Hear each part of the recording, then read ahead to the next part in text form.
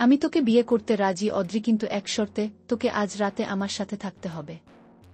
সিজান ভাইকে সবসময় ভদ্রছেলে বলেই মনে করত অদ্রিজা, তবে এমন কুরুচিপূর্ণ প্রস্তাবে চোখমুখ কুচকায়ের সাথে চোখে ভারী অশ্রু জমা হয়, কিন্তু কথার জবাব দিতে পারে না অদ্রিজা।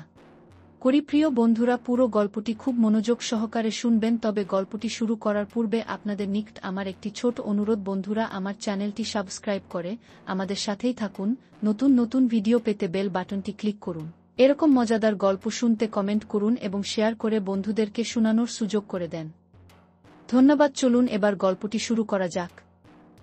তবে ওকে চুপ থাকতে দেখে সিজান আবারও নিজের মতো করে বলে, তারপর আমি সিদ্ধান্ত নেব আমি তোকে বিয়ে করবে কিনা। ঢোক গিলল অদ্রিজা। সে কি করবে কিছুই বুঝতে পারছে না, কি বলবে মাথায় কিছুই আসছে না। তবে এর মাঝেই এক গম্ভীর পুরুষালী কণ্ঠে প্রশ্ন শোনা যায়, এসব কেমন কথা সিজান? তোমায় তো এসব শিক্ষা দেইনি। একই সাথে চমকে উঠে সিজান আর অদ্রিজা। অদ্রিজা ভয়ে জামা খামচে ধরে চোখ বন্ধ করে নেয়, তাতেই চোখের কার্নিশ বেয়ে চোখের অশ্রু বেয়ে পড়ে। সিজান অবাক হয়ে উঠে দাঁড়িয়ে যায়, তারপর হতবাক গলায় লোকটাকে দেখে বলে, সাইফান মামা, তুমি এখানে? সিজান জবাব দিতেই সাইফান শান্ত চোখে আবারও তাকায় অদ্রিজার পানে। ছোটখাটো একটা তুলতুলে খরগোশের বাচ্চার মতো দেখতে।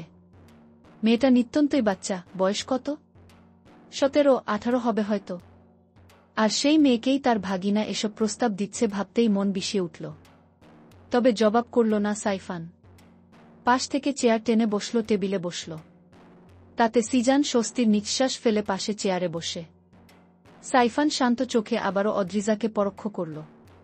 মেয়েটা চোখ মুখ খিচে বসে আছে, তাই শান্ত ও নির্জীব গলায় বলে, নাম কি? অদ্রিজা চমকে চোখ খোলে, তারপর তার পাশে তাকায়। এক শক্তপোক্ত পুরুষের মুখাবয়ব দেখে থমকায়। তারপর চমকানো চোখ নিয়ে সিজানের দিকে তাকাতেই সিজান হেসে বলে, আমার মামা। চোখ সরিয়ে আবারও সাইফানের দিকে তাকালো অদ্রিজা। লোকটার বয়স আন্দাজ করার চেষ্টা করল।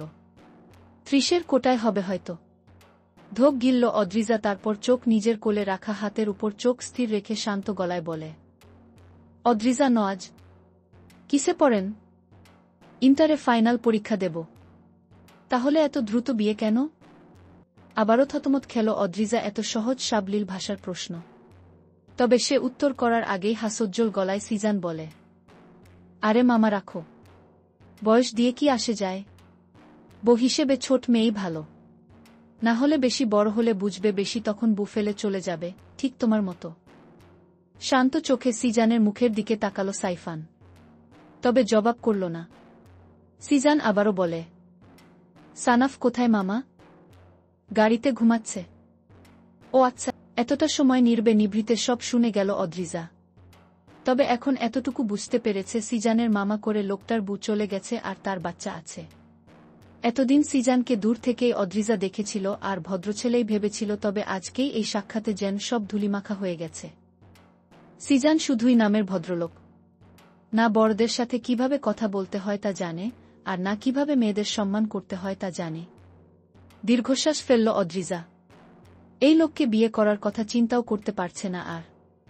তবে সৎ মায়ের ভয়ে কিছু বলতেও পারছে না। তাই অদ্রিজা চুপ থাকাকেই শ্রেয় মনে করল।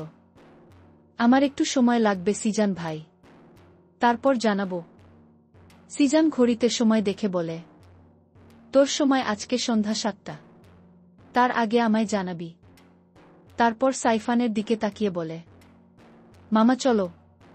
কথাটা বলেই সিজান ক্যাশ কাউন্টারের দিকে যায়। সাইফান আবারও তাকালো মেয়েটার পানে। তারপর উঠতে উঠতে শান্ত গলায় বলে, আসুন মিস অদ্রিজা। শরীরের মাঝে একটা ঝনঝন অনুভব হল। গলা শুকিয়ে এলো। খুব অস্বস্তি হল। এত সুন্দর করে এর আগে কেউ অদ্রিজাকে ডাকেনি। ইনি কি অদ্ভুত লোক, সিজান ঠিকমতো কথা বলে না। আর এই লোক কি সুন্দর করে তাকে সম্বোধন করছে। এই হলো ব্যবহারে মানুষের পরিচয়। তবে প্রতিক্রিয়াবিহীন উঠে দাঁড়ালো অদ্রিজা। সাইফান আগে আগে হাঁটছে, পিছনে অদ্রিজা। রেস্টুরেন্টে থেকে বেরোতেই দেখা যায় সিজান গাড়ির সামনে দাঁড়িয়ে আছে। অদ্রিজা আবারও সাইফানের দিকে তাকালো, তো একবার সিজানের দিকে। সিজানকে দেখে অনুমান করা যায় ওর বয়স 27-28 হবে। কিন্তু এই লোকের বয়স 33-34। বয়সের পার্থক্য খুব একটা বেশি নয়। তবুও আচার আচরণের পার্থক্য কতটা, আর সিজানের চরিত্রের কি ছিরি। সাইফান যে গাড়ির লক খুলে উঠে বসতে বসতে বলে, সিজান তুই সামনে বস। আর মিস অদ্রিজা আপনি পিছনে বসে পড়ুন। আমার ছেলে ঘুমোচ্ছে, তবে যতটুকু জায়গা আছে আশা করি আপনার হয়ে যাবে। কথাটা বলেই গাড়িতে উঠে বসে সাইফান, সাথে সিজানো। অদ্রিজা কিছুক্ষণ অদ্ভুত চোখে তাকিয়ে রয়। তারপর কুণ্ঠাবোধ করেই গাড়ির দরজা খুলে উঠে বসতেই দেখা মেলে এক 3 বছরের ফর্সা তুলতুলে এক বাচ্চার। কি যেন নাম বলছিল লোকটা? সানাফ। অদ্রিজা যেদিকে বসেছে সেদিকে মাথা রেখেই ঘুমিয়ে আছে। তাই কিছুক্ষণ তাকিয়ে থেকে সানাফকে তুলে ওর মাথা অদ্রিজার কোলে তুলে নেয়। এতে এক অদ্ভুত এক চিনচিন অনুভূতি হয় অদ্রিজার বুকে। তবুও চুপ করে বসে রয় মেয়েটা। গাড়ি স্টার্ট দিতে দিতে পুরোটা বিষয় নিবিড় নজর দেখল সাইফান, তবে প্রতিক্রিয়াবিহীন গাড়ি ড্রাইভ করছে। সিজান ফোনে কিছু একটা করছে। তার সাইফান কিছুক্ষণ পর পর মিরর থেকে অদ্রিজা আর সানাফকে পর্যবেক্ষণ করছে। তারপর একটা লম্বা শ্বাস ফেলে আবারও গাড়ি ড্রাইভিংয়ে মনোযোগ। ওপাশ থেকে উত্তর এলো খানিক দেরিতে, মাত্রই ফিরলাম। তুমি? খাচ্ছি। আচ্ছা। এরপর দুজনেই নীরব। নূপুর আরও কিছু বলতে চাইল, কিন্তু খুঁজে পেল না।